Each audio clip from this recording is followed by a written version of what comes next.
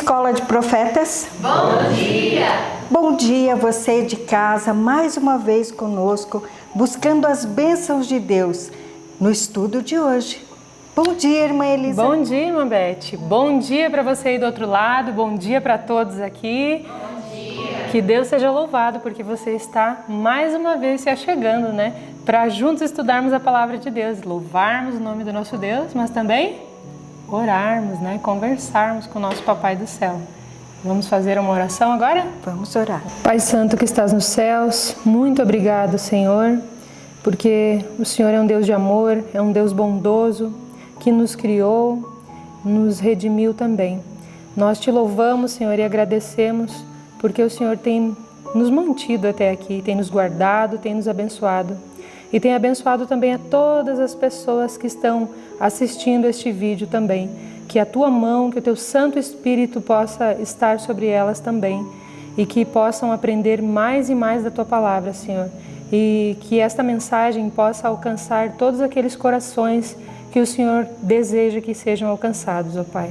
Abençoa o estudo da palavra que vamos fazer, nos orienta, nos guia em cada momento. Nós te pedimos e agradecemos tudo em nome de Jesus. Amém. Amém, Senhor.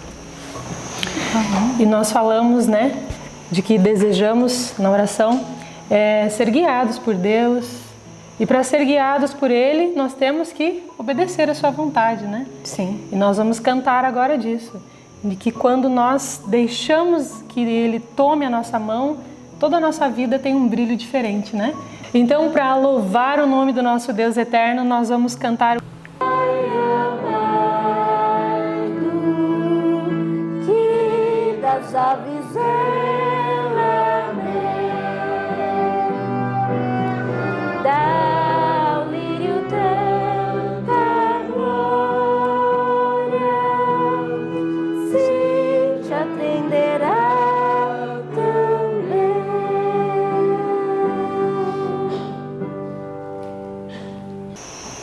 Amém, louvado seja Deus.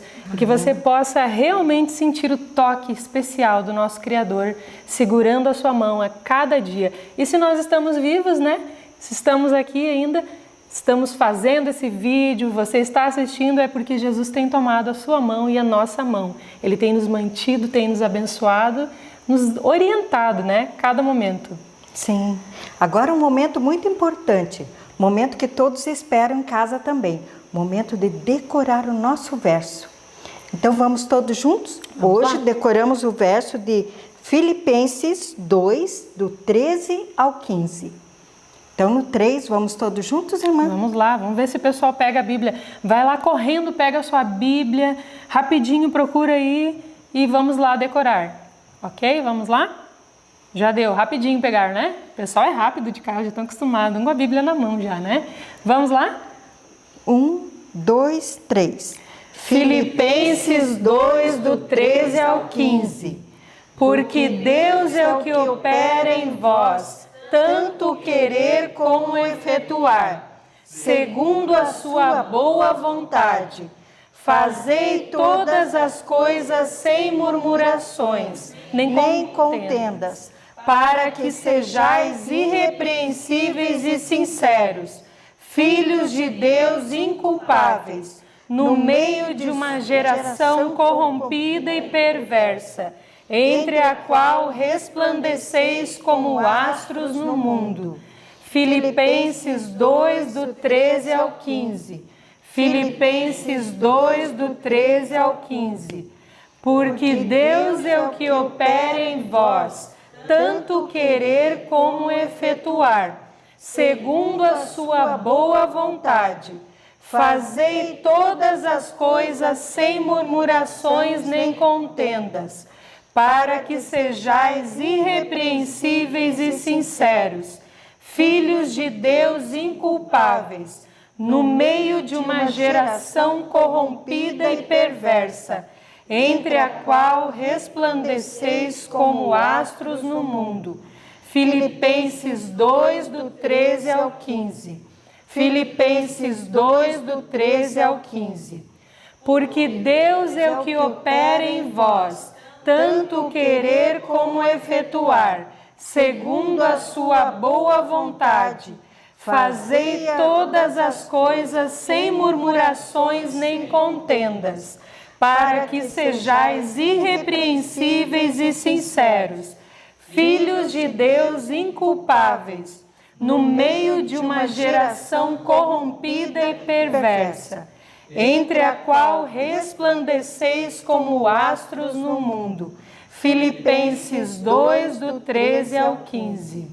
Amém. E fique você agora com o nosso estudo. E até a próxima. E resplandeça como luz nesse mundo. Que Deus seja louvado pela sua vida e pelo estudo que vamos fazer neste momento. Deus seja louvado. Fique com Deus. Um bom dia para você. Bom dia, bom dia, bom dia. Eles não responderam bom dia, bom dia, bom dia. Bom dia para você aí de casa também. Seja bem-vindo à sua família, à sua casa. Se você tem feito o ano bíblico todos os dias e tem nos acompanhado, a casa já é sua. Saiba disso, viu? E o coração também. E hoje nós estamos juntos, né? Para estudarmos, eu costumo dizer, o livro mais lindo do mundo. Sem ser nem um pouco exagerada, né? Pegando um pouquinho agora do temperamento do Léo, né? Sem nem um pouco exagerada. O livro mais lindo do mundo, desejado de todas as nações. E eu fiquei pensando, que responsabilidade é falar sobre esse livro, falar da vida de Jesus. E que livro maravilhoso, né? Que nos ensina tanto sobre o nosso Salvador. Mas antes de a gente ir para o livro, né? Nós temos que abrir a nossa Bíblia. Hoje nós estudamos lá Isaías, né? Do capítulo 20 ao 22. Estudamos também Lucas 2, do 1 ao 20. E agregado a isso, nós temos o capítulo 4, né? Hoje vos nasceu o Salvador. Aleluia, né? Ainda bem que o Salvador nasceu. Muito bem, aqui em Isaías capítulo 20, nós temos essa seção do livro de Isaías, onde ele vai profetizar contra nações pagãs e termina profetizando contra a sua própria cidade, Jerusalém. Se você pegar aí o capítulo 20, você vai ver que é uma profecia contra os egípcios. Era de muito apreço essas profecias de Isaías naquela época. O povo tinha o costume, né, de confiar no braço do Egito. E aí lá estava Deus dizendo, não confia não que o Egito vai cair. Não confia não que o Egito vai cair. Confia em mim. Mas o povo sempre estava lá pedindo socorro ao Egito. Quando a Assíria os apertava, quando a Assíria vinha contra eles, eles pensavam logo no Egito, ao invés de pensar no Senhor. E lá estava agora Isaías dizendo, não confia não, porque os egípcios serão levados a cativeiro. E como foi que Deus pediu para que essa profecia fosse dada? Muito interessante. Se você pegar aí a sua Bíblia no verso 3, Deus se apresenta para Isaías, e isso é fantástico, né? Deus sempre antecede uma notícia para os seus. Imagina, quando o Egito foi levado cativo, aquilo foi uma bomba, né? Foi um susto, não para o povo de Deus, porque ele já tinha uma profecia. Aí olha só no versinho 3 do capítulo 20, o que diz aí, ó. Verso 2, pega aí o verso 2 do capítulo 20. Nesse mesmo tempo falou o Senhor por intermédio de Isaías, filho de Amós, dizendo, vai, solta o cilício de teus lombos e descalça os sapatos dos teus pés. E ele assim o fez, indo nu e descalço.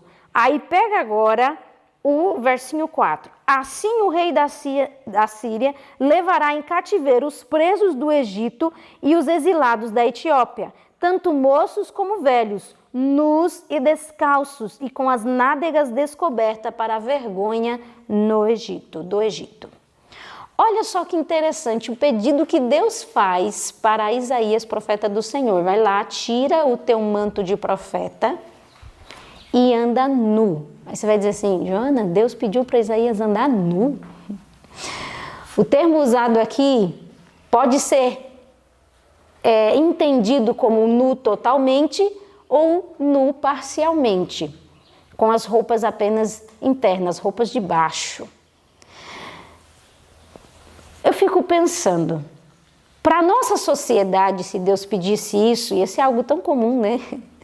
É muito comum verem as pessoas aí andando nuas, né? Porque a pessoa que, né, sai com uma roupinha bem curta, né? A gente praticamente vê tudo que a pessoa tem no seu corpo, né? As formas e tudo mais. Para nós não seria um escândalo, mas para aquela sociedade, ainda que fosse parcialmente nu, como o hebraico dá a entender, pode ser nu totalmente ou parcialmente nu, já seria um escândalo um homem andar na sociedade assim, com apenas as roupas de baixo. E lá estava Isaías pregando que do mesmo jeito que ele estava ali, daquele jeito, naquela situação, os egípcios seriam levados cativos. E aí eu entendo uma coisa muito séria sobre isso. Ontem eu estava falando com as meninas e eu falei assim para Ana. Falei, Ana, o escolhido não tem escolha. Quem é escolhido não tem escolha. Aí você vai dizer assim, nossa, e a minha liberdade de escolher e os meus direitos e a minha vontade? Quem é escolhido do Senhor? O querer dele está no Senhor. Não tem mimimi, não tem conversinha, não tem bico, não tem cara feia, não tem má vontade. O que Deus falar, faz. A vida de escolhido não é fácil. E lá estava Isaías pregando no meio do povo, nu e descalço, porque Deus havia mandado. E Deus está procurando pessoas assim, que faça o que Ele pedir sem nem pestanejar, sem nem pensar, será que eu faço? Deus não procura esses, que são cheios de questões e dúvidas e perguntas. Deus procura aqueles que estão dispostos a fazer o que Ele quiser, do jeito que Ele mandar. E assim aconteceu, e Isaías profetizou sobre a queda do Egito. No capítulo 20, nós vemos Isaías profetizando sobre a queda de Babilônia. Não é interessante isso? Babilônia ia subir ao poder, ia se tornar uma potência mundial, e Isaías já estava profetizando a queda dela. Dizendo assim, ó, se você pegar aí no verso 9 de Isaías capítulo 21, você vai ver qual foi a profecia que foi dita a respeito de Babilônia. Versinho 9. E eis agora vem um carro com homens e um par de cavaleiros. Então respondeu e disse, caída é Babilônia, caída é. E todas as imagens de escultura dos seus deuses quebraram-se no chão. Você lembra desse anúncio que também nós daremos? Caiu Babilônia. E interessante porque a profecia de Isaías aqui no verso 2 disse até quem é que ia destruir Babilônia? Médio-Pérsia. Não é interessante como Deus revela as coisas? E é interessante pensarmos também que o sistema babilônico cairá, não durará para sempre. Esse mundo de pecado vai acabar em nome de Jesus e o reino daquele que é eterno se estabelecerá. E eu quero fazer parte deste reino. E no capítulo 22, nós vemos aqui a profecia contra Jerusalém, o povo escolhido de Deus. Um povo que vivia uma filosofia, embora falasse Senhor, Senhor, vivia uma filosofia que era diferente da palavra de Deus. E por isso também Isaías escreve uma profecia contra eles.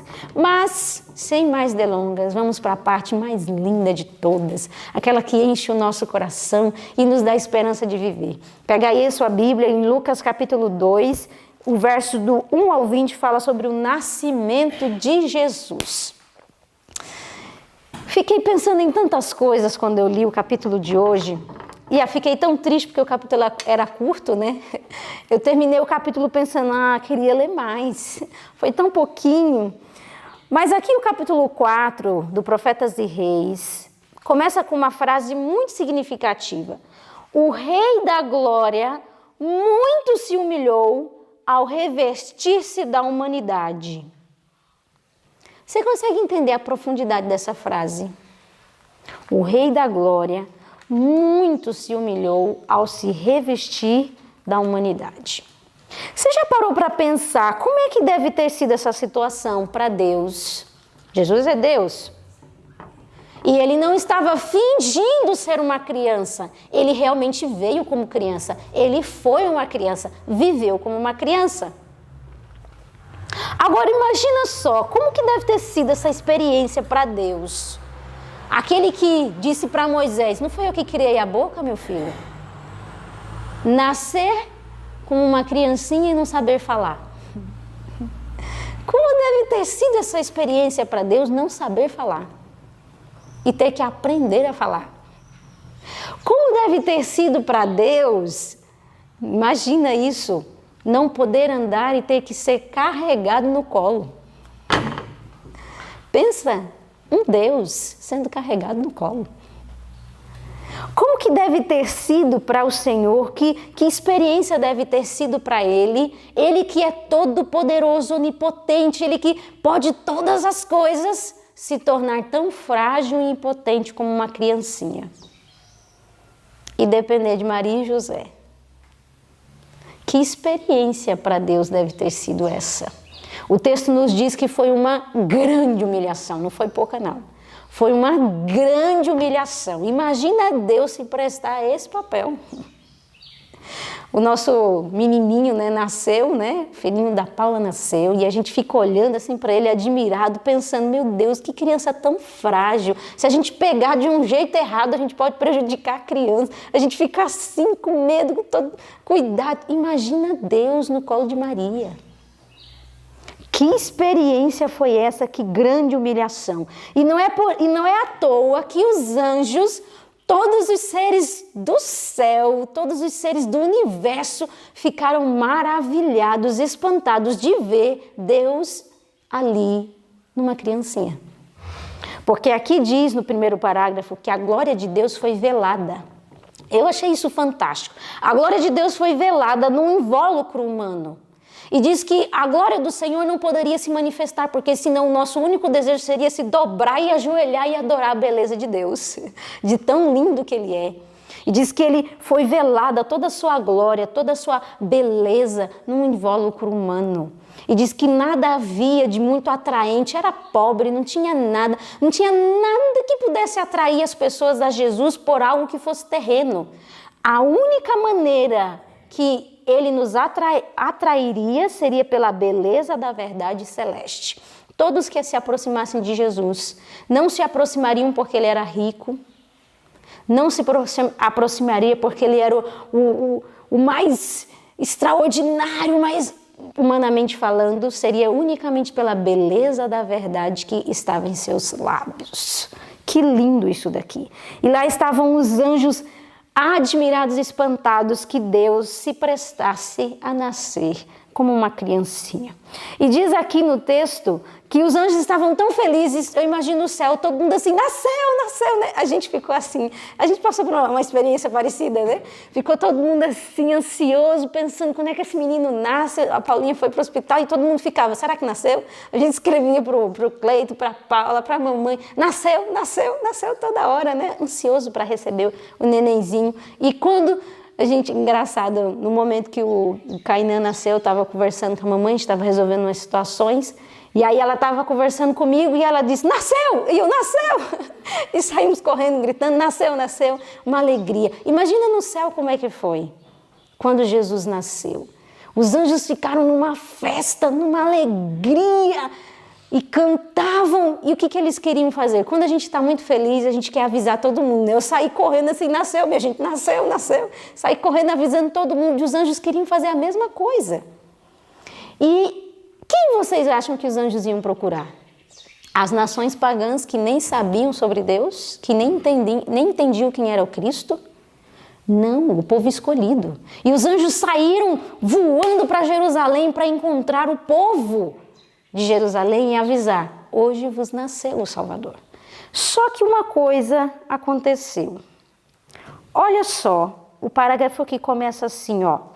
Com pasmo viram os mensageiros celestiais a indiferença do povo, a quem Deus chamara para comunicar ao mundo a luz da sagrada verdade.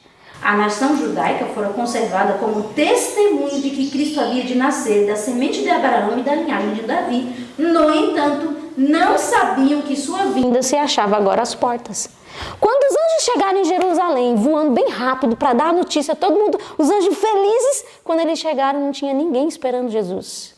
Ninguém sabia, estava todo mundo distraído, disperso, cada um cuidando da sua vida, dos seus prazeres egoístas, das coisas do coração, daquilo que era terreno, carnal. Não tinha ninguém esperando Jesus. Os anjos ficaram assustados. Não tem ninguém esperando Jesus. Não havia um povo preparado para receber a majestade do céu. Que triste é pensar nisso, né? O que faz a gente se despreparar para um momento tão importante como esse? O que faz a gente perder o foco e não acompanhar as coisas do céu? Todo o universo esperando Jesus e aqueles que deveriam estar apostos para receber o Salvador, aqueles que viviam dizendo da vinda do Messias, não estava pronto, não estava preparado para receber a embaixada do céu. Agora presta atenção nesse parágrafo que começa assim, ó. Os homens não o sabem, mas as novas enchem o céu de regozijo com mais profundo e mais terno interesse. Os santos seres do mundo da luz são atraídos para a terra. Todo o mundo se ilumina à presença do Redentor. Sobre as colinas de Belém, acham-se reunida inumerável multidão de anjos. Esperam o sinal para declarar as alegres novas ao mundo. Houvesse os guias de Israel sido fiéis ao depósito que lhes confiara e teriam partilhado da alegria de anunciar o nascimento de Jesus, mas assim foram passados por alto.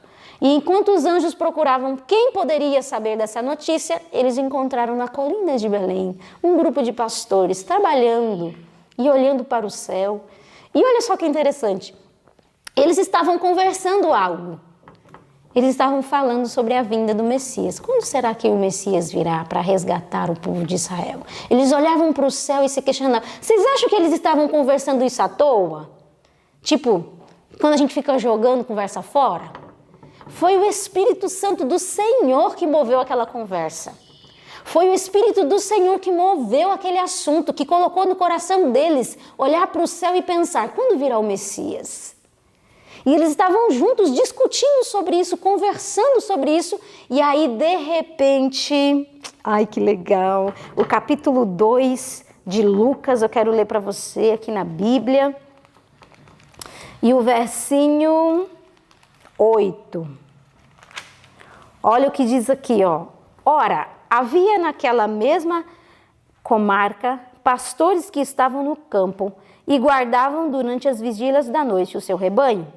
E eis que o anjo do Senhor veio sobre eles, e a glória do Senhor os cercou de resplendor, e tiveram grande temor. E o anjo lhe disse, não temais, porque eis que aqui vos trago novas de grande alegria, que será para todo o povo. Pois na cidade de Davi vos nasceu hoje o Salvador, que é Cristo o Senhor. E isto vos será por sinal. Achareis um menino envolto em panos e deitado numa manjedoura. E no mesmo instante apareceu com um anjo uma multidão dos exércitos celestiais, louvando a Deus e dizendo, glória a Deus nas alturas, paz na terra, boa vontade para com os homens. Olha que interessante.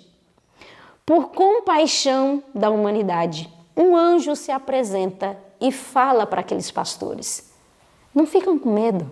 Eu vim trazer uma grande alegria. Diz aqui o texto que com terna consideração pela humana fraqueza daqueles pastores, eles não permitiram que a glória, a glória de Deus, fosse tão forte e impactante para eles. Diz aqui o texto que dera-lhes tempos para se habituarem à radiação divina. Sabe quando você acorda e vai para uma claridade, o seu olho vai se acostumando. Os anjos não tiveram terna compaixão daqueles pastores, primeiro com uma luz pequenininha, para eles irem se acostumando. Mas quando o anjo deu a notícia de que hoje vos nasceu o Salvador, diz que eles não puderam mais conter a glória de Deus. Diz que, olha que interessante, o parágrafo diz assim, ó, então o júbilo e a glória não se puderam por mais tempo ocultar. Toda a planície se iluminou com a resplendência das hostes de Deus, a terra emudeceu e o céu se inclinou para escutar o cântico. Glória a Deus nas alturas, paz na terra, boa vontade para com os homens. Que momento especial! Se você estivesse naquele tempo, você participaria disso? Você estaria envolvido nisso daqui? Você seria um daqueles pastores preparados, para ouvir essa notícia de primeira mão? Imagina isso, os primeiros a saber, aqueles pastores. Que extraordinário! E viram os anjos e o exército de Deus, e eles clamando, cantando bem forte. Glória a Deus nas alturas. Vos nasceu hoje o Salvador. Só que olha que interessante. Eles deram um recadinho, Eles disseram assim, olha, mas tem um detalhe. Para você reconhecer esse Messias, você vai ver uma criança muito muito simples, pobre, envolta em panos, numa manjedoura. Porque eles esperavam o quê? Eles esperavam um rei, né? Poderoso, forte. E ele disse, olha, o sinal é esse. É uma criancinha frágil, envolta em panos, numa manjedoura. E vocês vão procurar essa criança. Que extraordinário, que lindo pensar nisso. Mas olha só aqui o parágrafo que diz: partindo com grande alegria, divulgaram as coisas que tinham visto e ouvido. E todos os que ouviram se maravilharam do que os pastores lhe diziam. Mas Maria guardou todas estas coisas, conferindo-as em seu coração. E voltaram os pastores glorificando e louvando o nome de Deus. Não se acham o céu e a terra mais distanciados hoje do que ao tempo em que os pastores ouviram os cânticos dos anjos. A humanidade é hoje objeto da solicitude celeste, da mesma maneira que o era quando homens comuns, ocupando posições ordinárias, se encontravam à luz do dia com anjos e falavam com os mensageiros nas vinhas e nos campos. Enquanto nos movemos em nossos afazeres comuns, podemos ter bem perto o céu. Anjos das cortes no alto assistirão os passos dos que vão e vêm às ordens de Deus. Se você crê nisso, nesse momento que nós estamos falando da presença desses anjos, naquela cena tão linda junto aos pastores, existem anjos do meu lado, existem anjos do teu lado, que te acompanham o dia inteiro, e que te assiste, e que te ajuda. Ontem nós estávamos conversando antes de sair do PG, né? Imagina como será quando nós estivermos lá na nova terra, e o nosso anjo chegar e contar assim, ei, fala aí um pouco da sua vida, né? A gente vai falar da nossa vida, ele vai dizer assim, nesse dia aí que você está contando, aconteceu isso daqui, você nem sabe, mas fui eu que fiz aquilo por você. Fui eu que te ajudei. Eu estava dizendo, né, que eu tive a experiência de quase morrer no berço queimado, né, quando eu era bebezinha. E aí meu anjo vai dizer assim, fui eu que te tirei de lá para você não morrer. Imagina que experiência gostosa vai ser essa. E os anjos estão a teu dispor, a teu favor. O céu não se encontra longe, o céu se encontra bem perto. E a prova disso está nessa cena tão linda que acabamos de ler. A história de Belém é inexaurível. Nela se acham ocultas as profundidades das riquezas, tanto da sabedoria como da ciência de Deus. Maravilhamo-nos do sacrifício do Salvador. Olha que extraordinário. Em permutar o trono do céu pela manjedoura. Você trocaria um trono por uma manjedoura? Jesus trocou. E não qualquer trono, não era um trono passageiro, um trono eterno. E a companhia dos anjos que o adoravam pelos animais da estrebaria. Gente, isso é humilhação demais. É humilhação demais. E ele trocou a companhia dos anjos, aqueles que o adoravam e o amavam e fazia tudo o que ele queria, pela companhia de animais. O orgulho e presunção humanos ficam repreendidos em sua presença. Nós que não somos nada, né? A gente se acha, como o pessoal diz, né? O último biscoito do pacote, né? A gente se acha. E o Deus do céu, ele nos envergonha, né? Com essas atitudes. Todavia, esse passo não era senão o princípio de sua maravilhosa condescendência. Teria sido quase, presta atenção nisso daqui, teria sido uma quase infinita humilhação para o Filho de Deus revestir-se da humanidade, da natureza humana, mesmo quando Adão permanecia em seu estado de inocência no Éden. Presta atenção nisso daqui. Se Jesus tivesse vindo como criança, tivesse assumido a natureza humana num mundo sem pecado, na condição de Adão, antes do pecado, sem nenhum pecado no mundo, já seria uma infinita humilhação.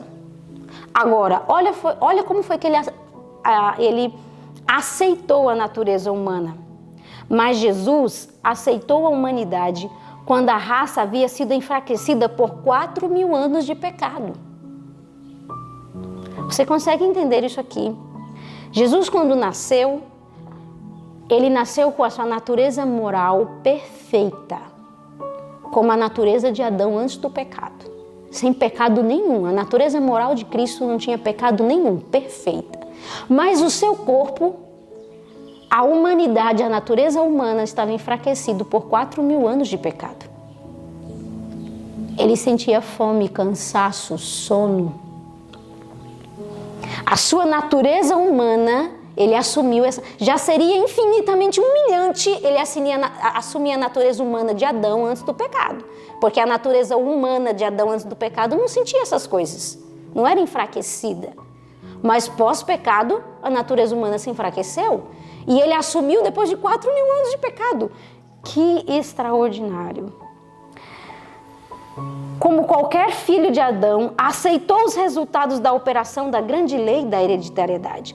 Os que estes resultados foram, manifesta-se na natureza de seus ancestrais terrestres, veio com essa hereditariedade para partilhar de nossas dores e tentação e dar-nos o exemplo de uma vida impecável.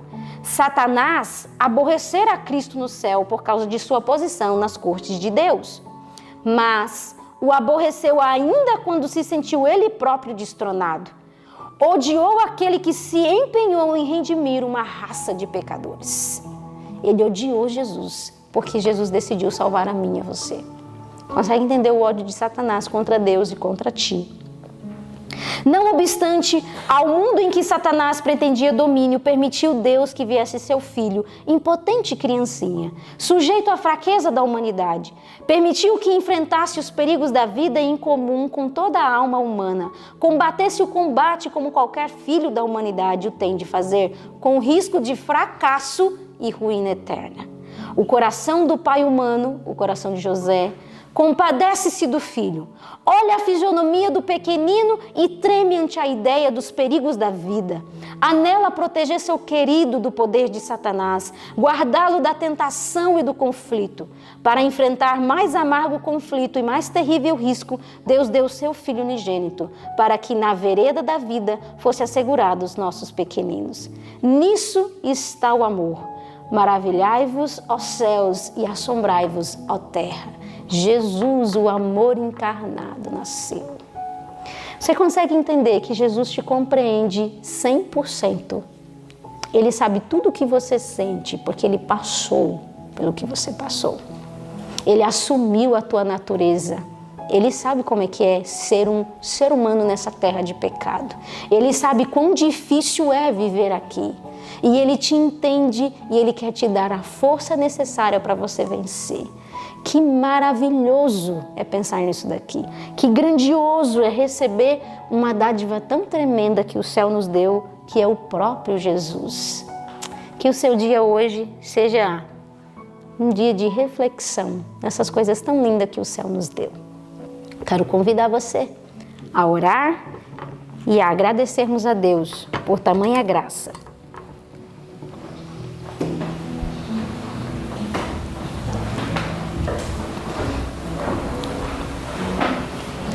Querido Deus e nosso Pai, nós entendemos que mais do que ninguém Jesus Cristo nos entende.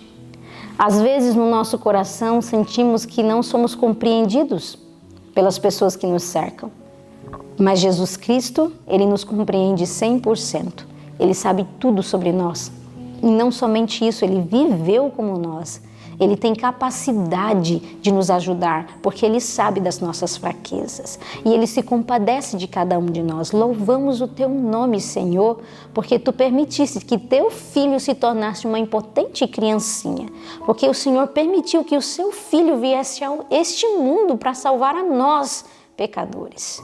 Obrigada, Senhor, por tamanha graça, por infinito amor que o Senhor tem para em cada um de nós. Ajuda-nos para que neste dia os nossos pensamentos estejam em cima dessa ideia, Senhor. Não nos permita pensarmos outra coisa diferente, porque o nascimento de Jesus nos revela o quão santo Tu és, o quão justo Tu és e o quanto o Senhor nos ama e nos quer. Ajuda-nos, ó Senhor, que pensemos nisso durante todo este dia, que o nosso coração se encha dessa alegria e dessa esperança que o nascimento de Jesus tem para cada um de nós. Entregamos a nossa vida em Tuas mãos, entregamos a vida dos nossos irmãos que estão aí do outro lado. Em nome de Jesus. Amém.